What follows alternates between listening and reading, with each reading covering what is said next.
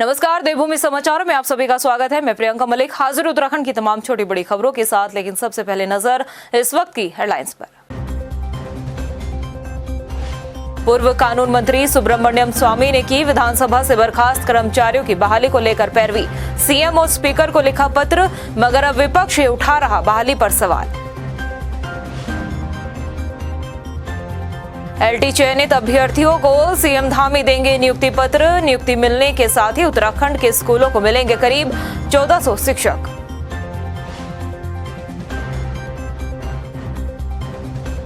देहरादून में शहीद स्मारक पर बैठे युवाओं का धरना स्थगित। आंदोलनकारी छात्रों से मिले बॉबी पवार, प्रदर्शन जारी रखने की कही बात।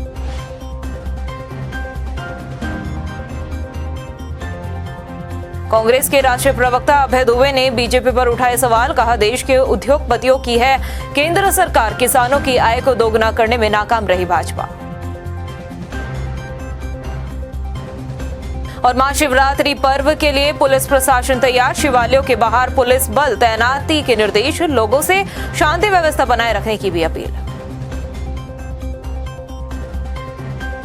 और हेडलाइंस के बाद बुलेटिन की शुरुआत एक बड़ी खबर के साथ। शहीद स्मारक पहुंचे थे आज बेरोजगार संघ के अध्यक्ष बॉबी पवार। उन्होंने आंदोलनकारी युवाओं से वहां पर मुलाकात की है। जी हां, आपको बता दें कि शहीद स्मारक पर लगातार जो युवा थे वो डटे हुए थे और भर्ती घोटालों में सीबीआई जांच की मांग भी कर रहे थे। लेकिन इस बीच बॉबी पवार शहीद स्थल पहुंचे और वहां पर उन्होंने सभी युवाओं को समझा बुझाकर अब उनका धरना स्थगित करा दिया है, लेकिन प्रदर्शन जारी रखने की भी बात कही है। जिसके बाद अब बताया जा रहा है कि अब जो प्रदर्शनकारी युवा है वो दूसरी जगह पर अपना जो धरना है वो शिफ्ट करेंगे।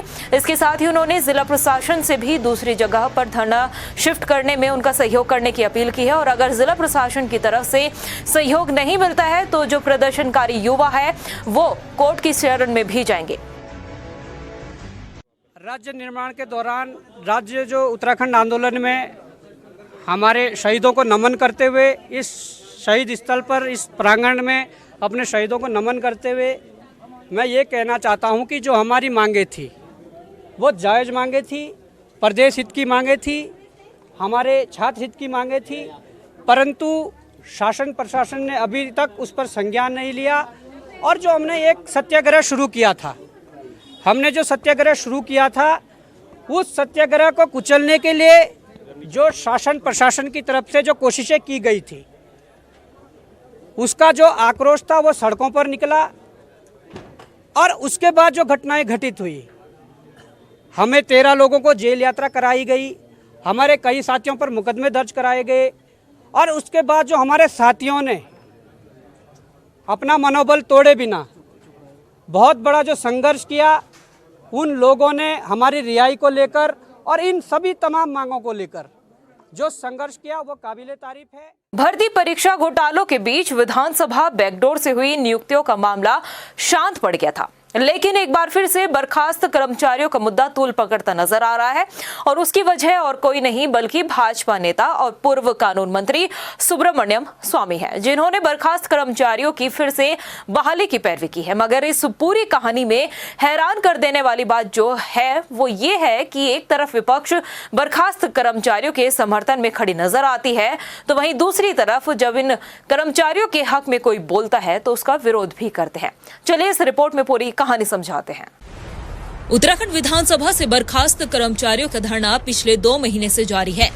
नौकरी गंवाने के बाद धरने पर बैठे कर्मचारियों की बस एक ही मांग है कि उनकी फिर से बहाली की जाए। नौकरी जाने के बाद उन कर्मचारियों के सामने रोजी रोटी का संकट आ खड़ा हुआ है। कभी अपने बच्चों के साथ धरने पर बैठे तो कभी ठिठुरती ठंड में अपने हक में डटे रहे, लेकिन उनकी सुध लेने वाला सरकार का न कोई मंत्री आया और न कोई नेता। मगर इस बीच उनकी बहाली की पैरवी के लिए मैदान में जो आए हैं वो बीजेपी के ही नेता है और पूर्व कानून मंत्री सुब्रमण्यम स्वामी, जिन्होंने मुख्यमंत्री पुष्कर सिंह धामी को पत्र लिखकर बर्खास्त 228 कर्मचारियों की पुनः बहाली की बात कही है। दरअसल विधानसभा सचिवालय में बैकडोर नियुक्तियों के चलते बर्खास्त 228 कर्मचारियों ने पूर्व कानून मंत्री को पत्र लिखकर उनके साथ हुए अन्याय के बारे में जानकारी दी थी, जिसका संज्ञान लेते हुए पूर्व कानून मंत्री सुब्रमण्यम स्वामी ने मुख्यमंत्री पुष्कर सिंह धामी और विधानसभा अध्यक्ष रितु खंडूरी भूषण से कर्मचारियों के साथ न्याय कर पुनः बहाली की बात कही है। इतना ही नहीं, उन्होंने सवाल उठाते हुए ये भी कहा है कि जब सभी कर्मचारियों की एक ही तरह से नियुक्ति हुई है तो फिर 2016 के बाद हुई भर्तियों के साथ ही भेदभाव क्यों किया जा रहा है।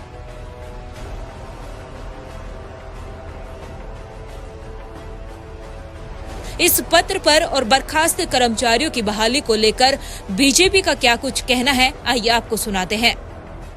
बहुत वरिष्ठ अधिवक्ता हैं और उनके द्वारा अगर कोई विषय आता है तो विधानसभा अध्यक्ष जी उस पर विचार करें, क्योंकि ये व्यक्तिगत मैटर है, इस पर मुझे बहुत ज़्यादा कुछ कहना नहीं। हाँ ठीक है, मुख्यमंत्री का अधिकार क्षेत्र तो विधानसभा अध्यक्ष का है, तो विधानसभा अध्यक्ष उनका पत्र जहाँ जाना है वहाँ मुख्यमंत्री जी भेज देंगे। देखिए, क्योंकि वो सुप्रीम कोर्ट के निर्णय के बाद बर्खास्त हैं और क्योंकि जब नौकरियाँ लगती हैं तो नौकरियों के अंदर धांधली का विषय आता है, तो वही नहीं अनेकों लोग हटाए गए। उसकी प्रक्रिया बन जाए, किस रूप में नियुक्तियां हों, यह आग्रह हमने विधानसभा अध्यक्ष से किया है। इससे पहले हाल ही में पूर्व मुख्यमंत्री हरीश रावत और कांग्रेस के प्रदेश अध्यक्ष करण महारा समेत तमाम कांग्रेसियों ने बर्खास्त कर्मचारियों की बहाली के लिए उनके समर्थन में आवाज उठाई थी। इतना ही नहीं, विधानसभा से बर्खास्त कर्मचारियों की पैरवी को लेकर कांग्रेस के वरिष्ठ नेताओं के प्रतिनिधि मंडल ने विधानसभा अध्यक्ष रितु खंडूरी से मुलाकात कर कर्मचारियों के हक में फैसला लेने और बहाली के संबंध में ज्ञापन भी सौंपा था। लेकिन अब कांग्रेस के नेता ही बर्खास्त कर्मचारियों की बहाली को लेकर की गई पैरवी का विरोध करते नजर आ रहे हैं।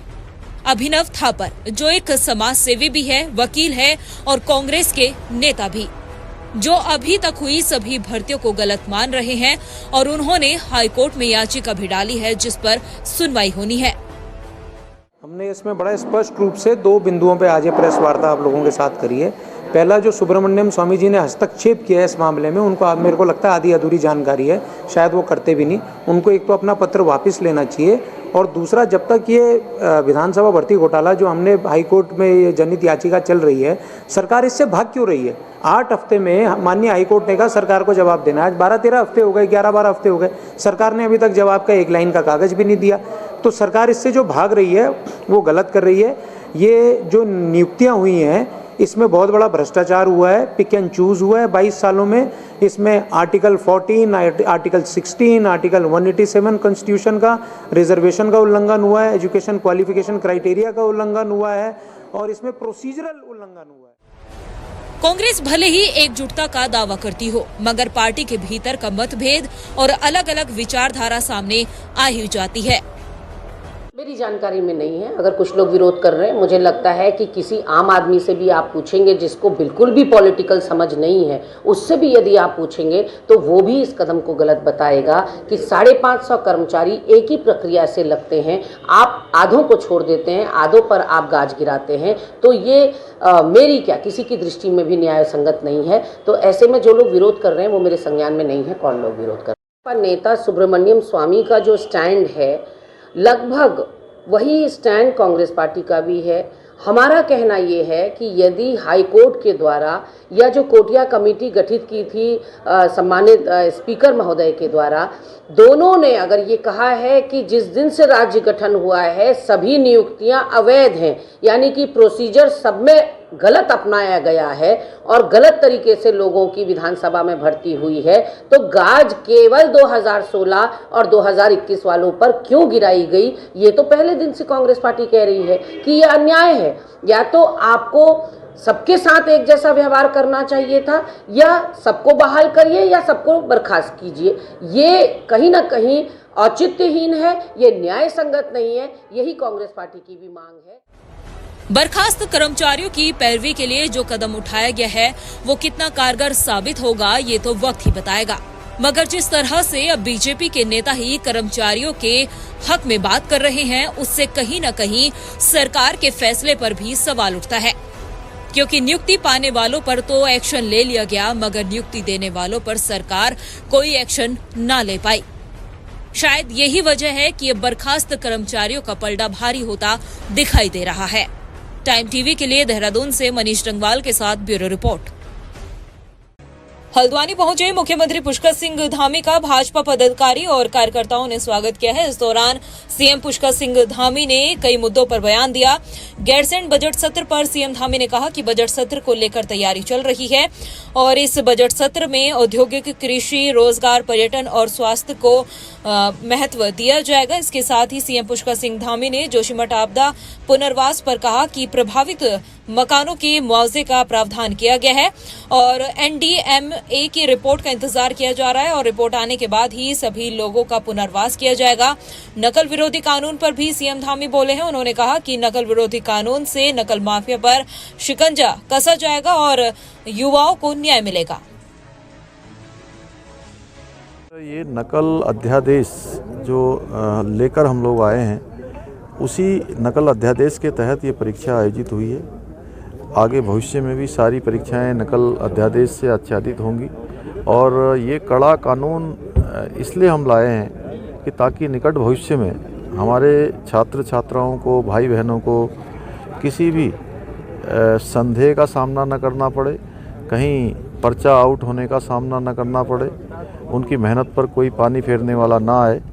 इसलिए सख्त कानून, जहां उम्र कैद की सज़ा तक का इसमें प्रावधान किया गया है, वहीं पूरी संपत्ति जब्त करने का, और जो परीक्षार्थी इसमें भाग ले रहे होंगे वो कहीं संलिप्त पाए जाते हैं तो उनको अगले 10 वर्षों तक किसी परीक्षा में भाग लेने का कोई अवसर नहीं होगा। एलटी चयनित अभ्यर्थियों के लिए खुशखबरी है। 20 फरवरी को आयोजित होने वाले रोजगार मेले में मुख्यमंत्री पुष्कर सिंह धामी चयनित अभ्यर्थियों को नियुक्ति पत्र देंगे। शिक्षा मंत्री धन सिंह रावत का कहना है कि करीब 1400 शिक्षकों की भर्ती प्रक्रिया पूरी हो चुकी है, जिसके बाद अब उत्तराखंड के सरकारी स्कूलों में शिक्षकों की नियुक्ति 20 फरवरी को कर दी जाएगी। सभी जिलों में ये कार्यक्रम ऑनलाइन माध्यम से आयोजित किया गया है।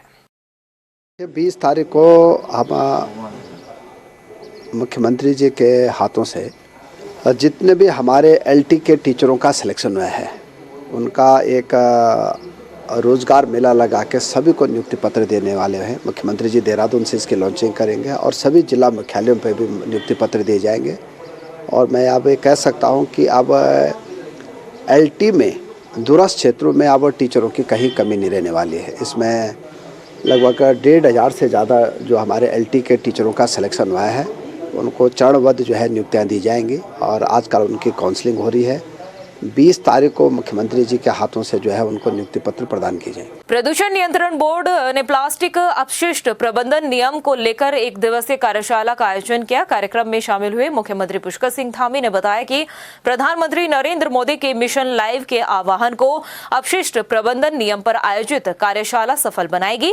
सीएम धामी ने कहा कि देवभूमि प्लास्टिक मुक्त हो, ये प्रयास किए जा रहे हैं और इस दिशा में उद्योग समूह के लोग भी आगे आए हैं। सीएम ने बताया कि कुछ उद्योगों ने वेस्ट से एनर्जी बनाने का अभियान शुरू किया है। इस मॉडल के बारे में पर्यावरण सचिव ने भी जानकारी दी है। माननीय प्रधानमंत्री जी ने जो मिशन लाइफ जो सब लोगों से आह्वान किया है, ये कार्यशाला मिशन लाइफ को भी जो है सकारात्मक दिशा में आगे बढ़ाएगी। वहीं जो प्लास्टिक का प्रबंधन है, वेस्ट मैनेजमेंट है, उसका भी ठीक प्रकार से मैनेजमेंट होगा और पूरी देवभूमि क्लीन होगी। इस दिशा में हमारे बहुत सारे उद्योग समूह के लोग आगे आए हैं, स्टार्टअप के माध्यम से आगे आए हैं। देखिए, मैं कहना चाहूँगा कि कुछ मामलों में उत्तराखंड अग्रणी है और मैं 2-3 चीज़ें बताऊँगा। जैसे अगर आप यहाँ देखेंगे स्टॉल लगा हुआ है, यहाँ एक तकनीक है जिससे कि प्लास्टिक के वैल्यू का अगर की तरह काम करेगा, लेकिन अगर इसको आप मीथेन में डालेंगे तो ये डिज़ोल्व हो जाएगा। तो ये एक बहुत बड़ी उपलब्धि है। हम इसको किस तरह से प्रचार इसका करते हैं, किस तरह से इसको एक्सपैंड करते हैं। इसके अलावा और मैं बताना चाहूँगा कि एक ई वेस्ट है। ई वेस्ट में रुड़की में एक इंडस्ट्री है अटारो करके, जिसका कि अभी माननीय प्रधानमंत्री जी ने भी उल्लेख किया था मन की बात में। वो लगभग 80 to 90% जो ई वेस्ट होता है उसको रिसाइकिल कर देते हैं। और अब बात करते हैं इस वक्त की एक और बड़ी खबर की। भगत सिंह कोश्यारी की उत्तराखंड में वापसी हो चुकी है। जी हां, महाराष्ट्र के राज्यपाल पद से इस्तीफा देने के बाद यही कयास लगाए जा रहे थे कि भगत दा की अब उत्तराखंड में वापसी होगी। उनकी ये वापसी राजनीति में होगी या राजनीति से दूर सन्यासी जीवन में, फिलहाल ये कह पाना मुश्किल होगा। लेकिन भाजपा का यही मानना है कि भगत सिंह कोश्यारी की वापसी से उनकी पार्टी को फायदा होगा, सरकार और संगठन को उनके राजनीतिक अनुभव का लाभ मिलेगा। भारतीय जनता पार्टी के पूर्व में हमारे प्रदेश के मुख्यमंत्री रहे हैं, महाराष्ट्र जैसे बड़े राज्य के आप राज्यपाल रहे, आज अपने गृह क्षेत्र आ रहे हैं। स्वाभाविक रूप से उनके प्रति कार्यकर्ताओं के अंदर श्रद्धा है, बड़ी संख्या में कार्यकर्ता उनके स्वागत के लिए जा भी रहे हैं और उनका सहयोग, ये सब कार्यकर्ताओं को उनका मार्गदर्शन मिलता रहे, ये अपेक्षा हम सबकी रहेगी। वहीं कांग्रेस लगातार सरकार पर हमलावर है। कांग्रेस के राष्ट्रीय प्रवक्ता अभय दुबे ने प्रदेश कार्यालय में एक प्रेस कॉन्फ्रेंस के जरिए केंद्र सरकार पर निशाना साधा है। कांग्रेस ने अडानी ग्रुप मामले में आरोप लगाया कि केंद्र सरकार देश के उद्योगपतियों की सरकार है, जो सिर्फ उद्योगपतियों को फायदा पहुंचा रही है। कांग्रेस ने किसानों की दोगुना आय के वादे पर भी केंद्र सरकार पर तंज कसा। अभय दुबे ने कहा कि किसानों की आय दोगुना होने के बजाय रोजाना की आमदनी महज 27 रुपए हो गई है। देश के प्रधानमंत्री जी वादा किसानों से करते हैं कि आमदनी 2 गुनी कर दूंगा, मगर पता लगता है कि अडानी जी की आमदनी 100 गुना से ज्यादा उन्होंने कर दी और किसान 27 रुपए रोज कमा रहा है। प्रधानमंत्री जी के वक्तव्य और व्यवहार में अंतर है। राहुल गांधी जी ने बहुत प्रामाणिकता से सदन में अपनी बात रखी है, हर एक बात प्रामाणिकता से आरोप लगाए हैं, मगर उन्होंने साथ में सवाल भी पूछे कि प्रधानमंत्री जी बताइए कितनी यात्राओं में अडानी जी आपके साथ गए, किस किस देश में जो अडानी जी को कॉन्ट्रैक्ट मिले हैं वो आपकी मदद से मिले हैं, या आपकी यात्रा के बाद अडानी जी ने कितनी यात्रा की है। जो विदेश में मॉरिशस में, यूएई में, साइप्रस में 38 शेल कंपनियों के नाम आए हैं जिन्होंने कि इन्वेस्टमेंट अडानी जी की कंपनी में किया है। देखिए, शिवालय में कांग्रेसी पहली बार जल चढ़ा रहे थे तो मुझे लगता नहीं है, लेकिन ईश्वर के बाद व्यक्ति अपना कल्याण के लिए जाता है। अच्छा होता कांग्रेस को भगवान शंकर से प्रार्थना करें कि उनके यहाँ जो आंतरिक द्वंद्व समाप्त हो, विपक्षी भूमिका में वो दिखाई दें, एक बात समझ में आती है। लेकिन हमारे दल की वो चिंता कर रहे हैं, तो अगर वो दल भी हमारे दल की चिंता करे तो हमारे तो अच्छी बात है। अगर हमारे अंदर थोड़ी कुछ कमियां उनको नज़र आती हैं, भगवान शंकर उस कमी को भी दूर कर देगा तो टिकेंगे कहाँ। अरे हम इसलिए कामना कर रहे हैं कि तुमको सद्बुद्धि आ जाए, सरकार को सद्बुद्धि आ जाए। पूरा प्रदेश, पूरे नौजवान साथी एक स्वर से कह रहे हैं कि भाई भर्तियों में भ्रष्टाचार हो रहा है, पेपर लीक हो रहे हैं, नौजवान साथियों के भविष्य के साथ खिलवाड़ हो रहा है, इसकी सीबीआई जांच होनी चाहिए। देहरादून शहर में साफ सफाई व्यवस्था बनाए रखने के लिए नगर निगम ने 75 कूड़ा गाड़ियों की खरीद की है। नगर निगम में कैबिनेट मंत्री सुबोध उनियाल ने इन 75 कूड़ा गाड़ियों को हरी झंडी दिखाकर रवाना भी किया। मंत्री सुबोध उनियाल ने कहा कि शहर को स्वच्छ रखना हम सब की जिम्मेदारी है और इसमें शहर वासियों की जन सहभागिता बेहद जरूरी है ताकि हमारे आने वाली पीढ़ियों के लिए हम स्वच्छ वातावरण बनाए रखें। आज सारी दुनिया वैश्विक चिंता है पर्यावरण से को अशुद्ध होने से कैसे बचाएं, और इसके साथ साथ जो आदरणीय प्रधानमंत्री जी ने स्वच्छ भारत स्वस्थ भारत की परिकल्पना की, उसमें जिस तरह से अर्बन एरियाज में हमारे चाहे म्यूनिसिपल बोर्ड्स हैं, नगर निगम्स हैं, छोटे स्तर की नगर पंचायतें हैं, इनमें एक सफाई के प्रति एक होड़ रहे और सभी नगर हमारे स्वच्छ भारत का एक परिकल्पना उसको पूरा करें, उसको देख के जिस तरह कॉम्पिटिटिव एक माहौल पैदा किया है देश में, जिसमें पूरे देश के अंदर देहरादून को 69वां स्थान मिला है 2022 में, जो देहरादून के पूरे नगर निगम को, मेयर साहब को इसके लिए बधाई है। वहीं देहरादून नगर निगम की वित्तीय वर्ष को अब 1.5 महीना बाकी बचा है, लेकिन अब तक निगम के पास आने वाला टैक्स कुल 34 करोड़ रुपए ही आया है। तो वहीं नगर निगम ने इस बार के वित्तीय वर्ष का लक्ष्य 50 करोड़ रखा हुआ था, लेकिन कहीं न कहीं जनपद के सरकारी कार्यालय टैक्स न देकर नगर निगम को चुगना लगाने का काम कर रहे हैं। देहरादून जनपद की बात करें तो 84 सरकारी कार्यालयों का करीब 15 करोड़ टैक्स बकाया है। नगर आयुक्त का कहना है कि सभी कार्यालयों को नोटिस भेजने का काम किया जाएगा। हम लोग हाउस टैक्स में 36 करोड़ का आंकड़ा लगभग पार कर चुके हैं और हमारा टारगेट ये है कि 1.5 महीना अभी बचा है और इसी आखिरी में सबसे ज़्यादा हाउस टैक्स की प्राप्ति होती है। तो हमारा प्रयास रहेगा कि करीब 45 करोड़ के आंकड़े को हम लोग पार करें और कोशिश ये रहेगी कि हम इस बारी जो है 50 करोड़ को भी क्रॉस करने का प्रयास करें।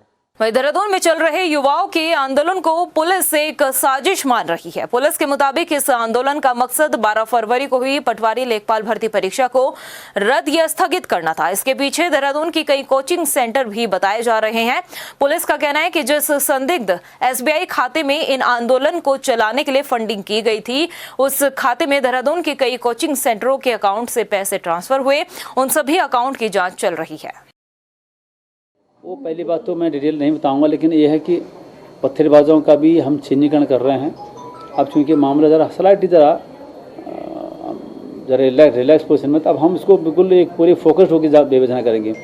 जो वित्तीय पोषण वाला बात है वो बहुत महत्वपूर्ण बात है और वो बात ऐसे नहीं हवा में नहीं कर रहे हम लोग, कहीं ना कहीं तो उसके तथ्य हैं और बहुत जल्दी हम इसकी विवेचना करेंगे, इसमें चीज़ें सामने आएंगी। वहीं देहरादून में युवाओं पर हुए लाठीचार्ज के विरोध में कांग्रेस प्रदर्शन कर रही है। घनसाली में भी कांग्रेस कार्यकर्ताओं ने रैली निकालकर प्रदेश सरकार का पुतला दहन किया है और राज्य के कई मुद्दों पर उप जिलाधिकारियों के जरिए सरकार को ज्ञापन भी सौंपा। सरकार की इतने सालों की नाकामी अन्य पार्टियों को बहुत कमजोर समझती है सरकार और जनता को ठगने का काम कर रही है वर्षों से। केंद्र सरकार और राज्य सरकार दोनों के खिलाफ यहाँ पर प्रदर्शन किया है और दोनों सरकारों का पुतला दहन किया है। हल्द्वानी पहुंचे डीजीपी अशोक कुमार ने कोतवाली की बारीकी से वहां का निरीक्षण किया है। डीजीपी ने मालखाने, मैस, बैरिक और असलहों के साथ अभिलेखों की जांच भी की है। महिला हेल्प डेस्क के कार्यों से अशोक कुमार संतुष्ट नजर आए।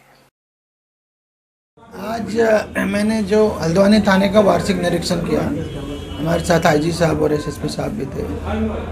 कुल मिलाकर के हमने पूरा भवन का निरीक्षण किया। यहाँ पे जो थाना कार्यालय, CCTNS कार्यालय, बैरक, महिला बैरक, महिला हेल्पलाइन और ये सब का भी निरीक्षण किया। तो ओवरऑल मैंने 2 चीज़ें इनके इस थाने के बारे में बहुत अच्छी पाई हैं। एक तो महिला हेल्पलाइन और महिला हेल्प डेस्क भी, और तीसरा कार्यालय का रखरखाव। कार्यालय में जो अभिलेख होते हैं उनका रखरखाव, तो उनके जो प्रभारी हैं, महिला हेल्पलाइन प्रभारी, कार्यालय अभिलेख प्रभारी, उन लोगों को पुरस्कृत भी किया है। दिनेशपुर में हर साल की तरह इस साल भी शिवरात्रि के उपलक्ष्य में तराई क्षेत्र के सबसे बड़े मेले का उद्घाटन रुद्रपुर के विधायक शिव अरोड़ा ने किया है। इस दौरान शिव अरोड़ा ने कहा कि शिवरात्रि का पर्व एक महान पर्व है, भोलेनाथ की कृपा सब पर बनी रहे। उन्होंने कहा कि 5 दिवसीय मेले का शुभारंभ हो चुका है, जहां पर पुलिस प्रशासन ने सुरक्षा के पुख्ता इंतजाम किए हैं। देखिए, यहाँ प्राचीन शिव मंदिर में महाशिवरात्रि पर भव्य 5 दिवसीय मेले का आयोजन किया जा रहा है। ये वर्षों वर्ष से किया जाता है। सभी भोले के भक्त आस्था से सरोवर होके मंदिर में दर्शन करने के लिए आते हैं और मेले में सहभागिता करते हैं। निश्चित रूप से महाशिवरात्रि आस्था का प्रतीक है।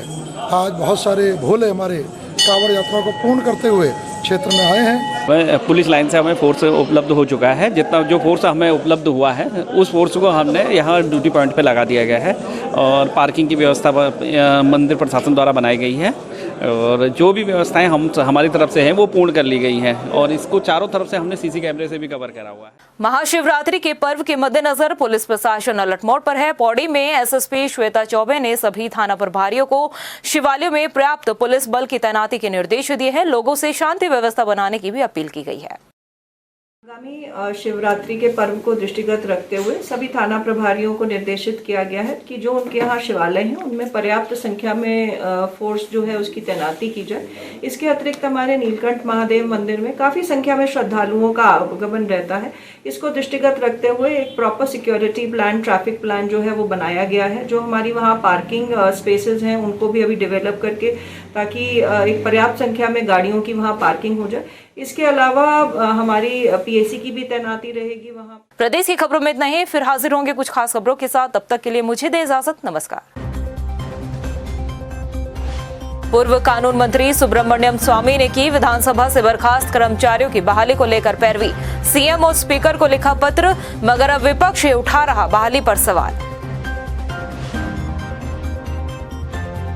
एलटी चयनित अभ्यर्थियों को सीएम धामी देंगे नियुक्ति पत्र। नियुक्ति मिलने के साथ ही उत्तराखंड के स्कूलों को मिलेंगे करीब 1400 शिक्षक।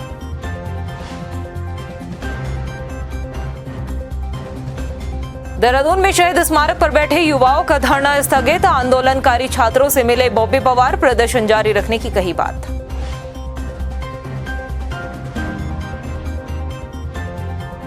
कांग्रेस के राष्ट्रीय प्रवक्ता अभय दुबे ने बीजेपी पर उठाए सवाल, कहा देश के उद्योगपतियों की है केंद्र सरकार, किसानों की आय को दोगुना करने में नाकाम रही भाजपा।